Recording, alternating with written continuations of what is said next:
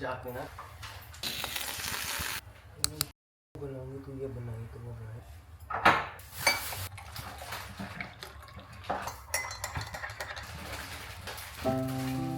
I recently turned 23, and in many cultures abroad, it's common for people to move out around this age. Honestly, that's a dream of mine. While I deeply love and appreciate the home I live in, I long to create a place of my own. A space where I can embrace solitude, probably with some animals around, and enjoy the quiet moments, like making breakfast in peace, doing laundry by myself, lighting a fresh candle while I clean the kitchen tabletops, or relaxing in my pages at dinner. During my trip, I found myself doing things I usually don't have to do at home. Not because I don't want to, but because I'm thankful for the help we have. Tasks like ironing clothes, washing dishes, and doing laundry made me reflect on how much more I might appreciate that help once I'm living on my own. But more than that, it made me realize how much I'd value the independence and the sense of truly being on my own.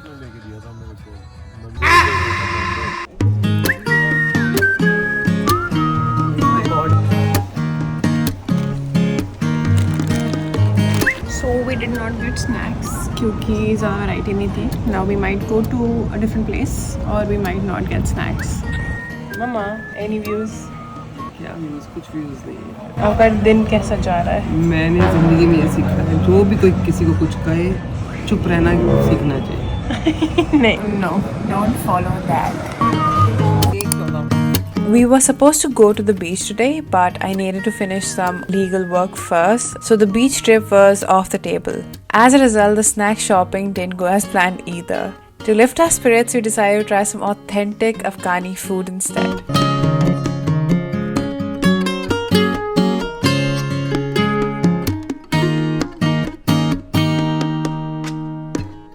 For starters, they served us chicken soup with chickpeas, veggies, and noodles. At first, I thought it might be a bit bland, but a squeeze of lime completely changed the flavor. It became so flavorful, soothing, and delicious. Not gonna lie, at first it did give me a sight of the food that you might be served at a hospital, but don't judge a book by its cover. The soup was actually pretty freaking good. Next, we ordered their special pulao, which came with masala rice, with grilled fish, chicken, and mutton. At first, I thought it was garnished with black chana, but it turned out to be raisins. Kinda not a fan of the raisins, but apparently it complemented so well with the pulao. The food was so good, and I ended up completely stuffed afterwards.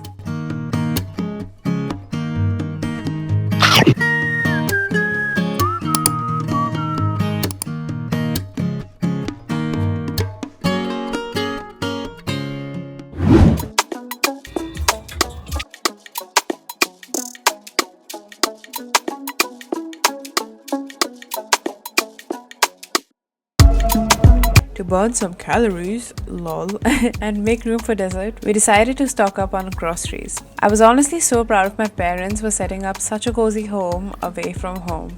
My dad called me a day before my flight asking questions like, do you drink skim milk or regular? What kind of bread do you want? Brown or multigrain? Don't worry, I've stocked up on your Diet Coke. It was these small, thoughtful touches that made me feel at home, even before I arrived here.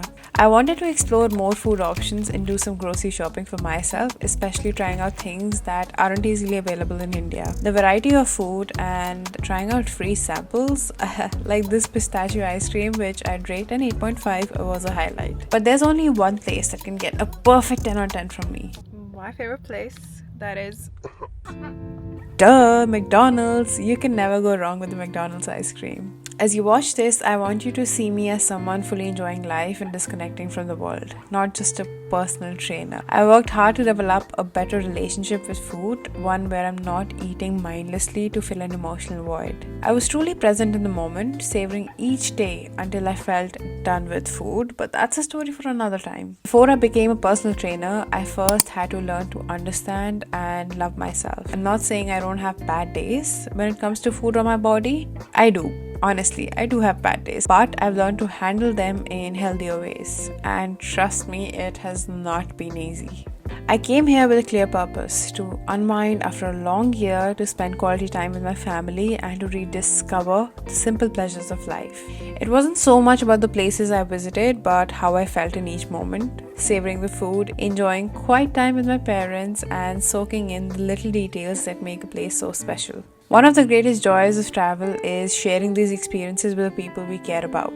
My parents may not be the biggest fan of tourist sites, but they're absolutely the best companions when it comes to enjoying good food and simple pleasures. Hi. So today we are going to do nothing. You know, one of those days when you're super excited to step out, but something goes wrong and it totally throws off your plans? Well, today was one of those days.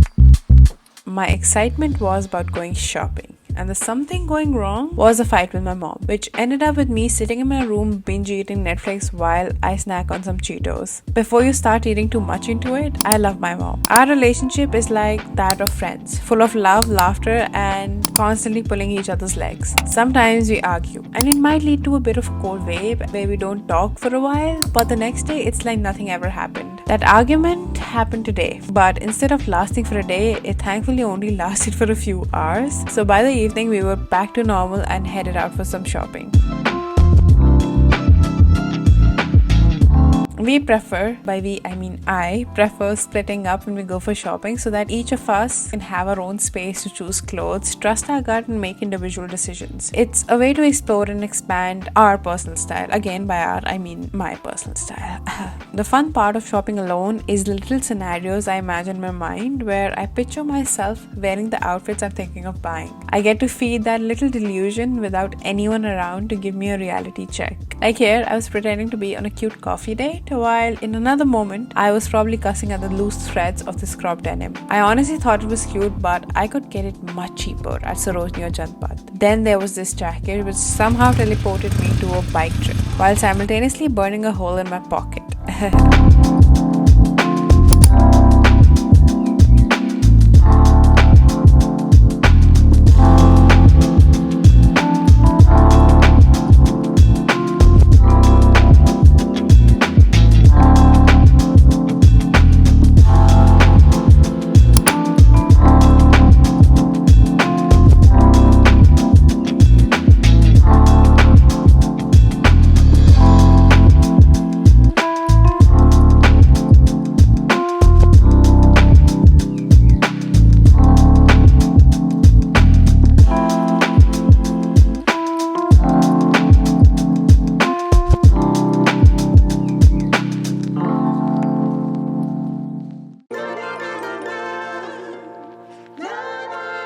After my soul shopping, the three of us reunited at American Eagle, which apparently had a 30% off deal, if I remember correctly. I've never been disappointed by American Eagle's quality. I think they truly live up to the hype. While in the store, I decided to try a sleeveless top, purely for funsies. I've never worn one without covering it with a jacket or coat, like ever. At least not that I can remember of. But when I put this top on, I felt so comfortable and at ease. I didn't feel like my arms looked too big or my face looked round like it usually does when I wear turtlenecks. I just felt liberated, and I was completely in love with how the top made me feel. So guess what? I bought it. We had a dusty-ass dinner at the food court, which was very disappointing. But honestly, my heart was so full now that the argument between me and my mom had simmered down, and I had a cute-ass successful shopping day.